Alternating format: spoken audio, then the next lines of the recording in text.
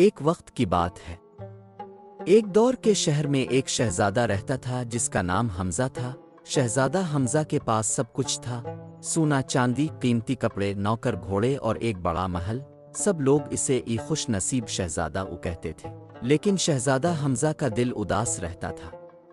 وہ اور سونا چاہتا تھا اور خوشی چاہتا تھا، مگر سکون نہیں ملتا تھا۔ ایک دن اس نے سوچا، میں ہر روز محل میں رہتا ہوں، لیکن میں نے کبھی باہر کے لوگوں کو نہیں دیکھا۔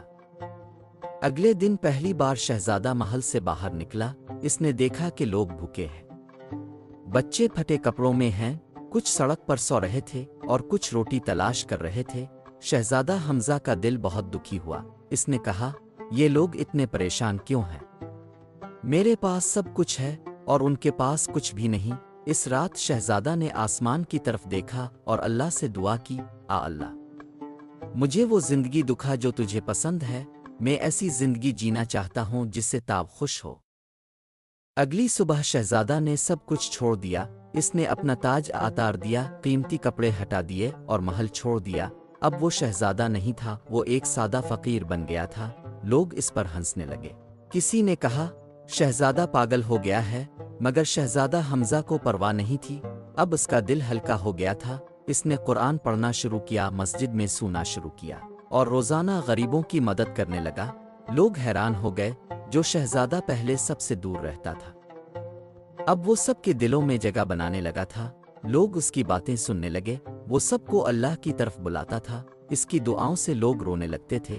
اب سب کہنے لگے، یہ شہزادہ اب سچا شہزادہ بن گیا ہے۔ اس نے پیسہ چھوڑ دیا، لیکن اللہ نے اسے عزت دے دی۔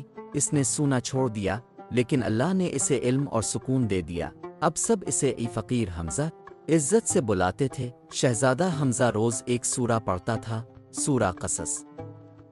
اسے سورہ قصص میں سکون ملتا تھا۔ یہ قرآن کی سورہ ہے، سورہ نمبر 28، جس میں حضرت موسیٰ علیہ السلام کی کہانی ہے۔ وہ بھی ایک دن محل چھوڑ کر اللہ کے راستے پر چل پڑے تھے، اور سب سے حیرت کی بات یہ تھی کہ شہزادہ حمزہ کی وجہ سے بہت سے لوگ سورہ قصص پڑھنے لگے۔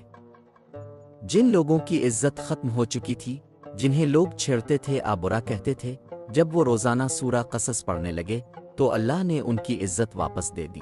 اللہ تعالیٰ سورہ قصص کے ذریعے عزت عطا فرماتا ہے۔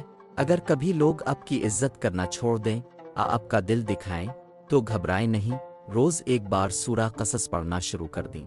اللہ تعالیٰ آپ کی عزت لوگوں کے دلوں میں واپس رکھ دے گا، آپ کو سکون بھی ملے گا اور لوگ آپ کی عزت کرنے لگیں گے۔ یہ عمل بہت آسان ہے اور بہت آزمودہ بھی ہے، بس نیت صاف رکھیں، دل میں صرف اللہ کا راستہ چاہیے۔